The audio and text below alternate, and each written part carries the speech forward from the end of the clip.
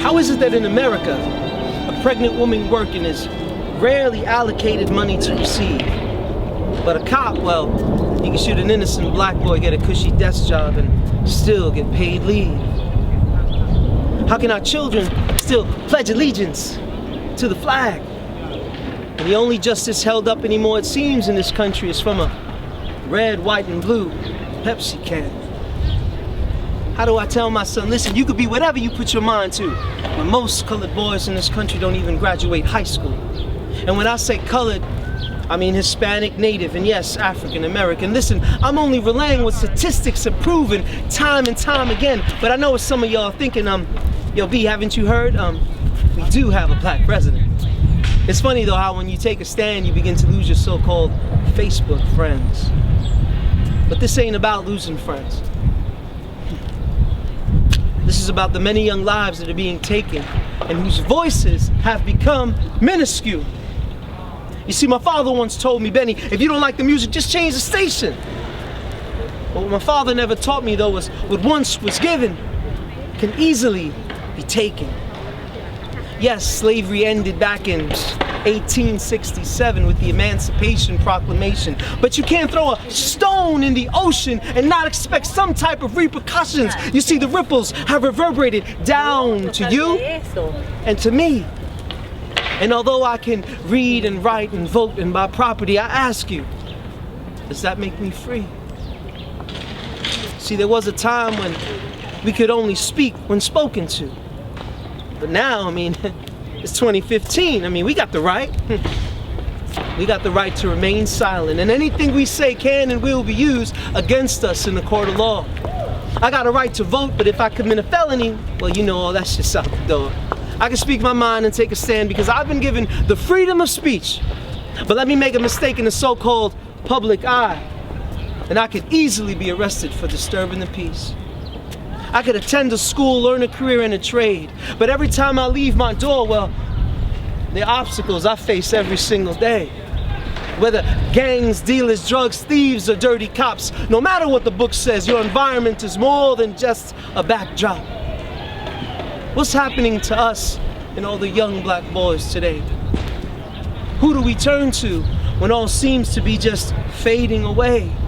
From this country's monuments to its highest states, cities, and small towns, it seems we've lost another black boy. And perhaps you heard, his name was Michael Brown, an 18-year-old boy from St. Louis, Missouri, who was on his way to college. 6 bullets later left his dreams and hopes quickly demolished. And then there was another boy who was leaving a birthday party. His name was Kamani Gray, shot multiple times by cops, unarmed, to our dismay. Boys, you know, they should be enjoying their youth, playing basketball or Xbox 360s, Madden, and who can forget the shot that rang in our ears that killed the 17-year-old Trayvon Martin. What do we say when history seems to repeat itself? They acquit and we riot. We put another name up upon a shelf. We talk of change and then we go back to work. We rally for a while, but then we lose hope. It's been more than 150 years and look how far we've come. We've gone from iron shackles to torn clothes to gold chains and carrying guns.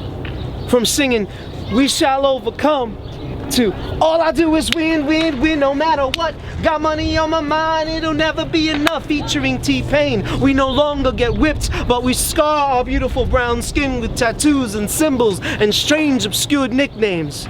And now we're so much greater. Doctors, lawyers, teachers, CEOs, super athletes that are highly getting paid. I just find it strange that after all this time, we still call each other what they once did, the N-word. I guess some things just never change. On and on, the cycle repeats. But I refuse to have my son walk this earth afraid or weak. So if I can teach him anything of value, give him an example to embrace and follow, let my actions speak with integrity and valor, hands raised high. I don't have a gun. Love is what I have, and that's what I'm gonna tell my son. So love and respect your fellow man, even if he carries a badge and a gun and doesn't quite understand. You see, because freedom was paid with the ultimate price. And long before I walked free on this earth, there was many a black boy that gave his life. Thank you. Basically, a lot of what you're hearing, these pieces, these poems, they're stories of things that have happened to me in my life, whether indirectly or directly. It comes from that place. You know, you need to understand that there are things that happen to us in life that are hard to explain. But on stage, you can explain it. You know, you can get on stage and be whoever you want to be. But you can be that guy who, you know, who lost someone dear to them. You could be that guy who, you know, is just trying to survive. For me, I'm able to just transition that and bring it on stage and give it to the people, and so they can feel it. So I think that that's the whole purpose, really. As someone told me, you know, you're a good actor, you know, but it's not all of it's acting. Some of it is real pain that you feel, real experience that you've had, and those are actually those are the pieces that people love the most because they can relate. There's this one.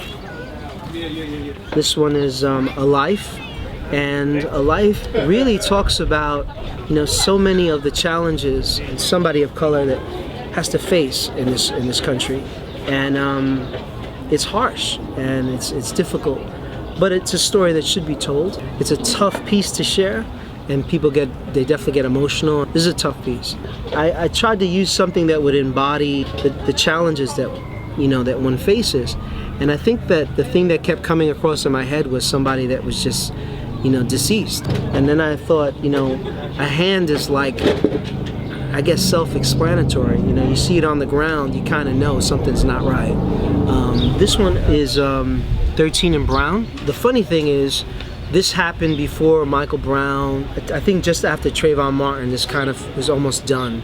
So it was interesting that I started seeing t-shirts and things like that with this kind of image. And it's basically a young boy with his hands raised high. That's really me.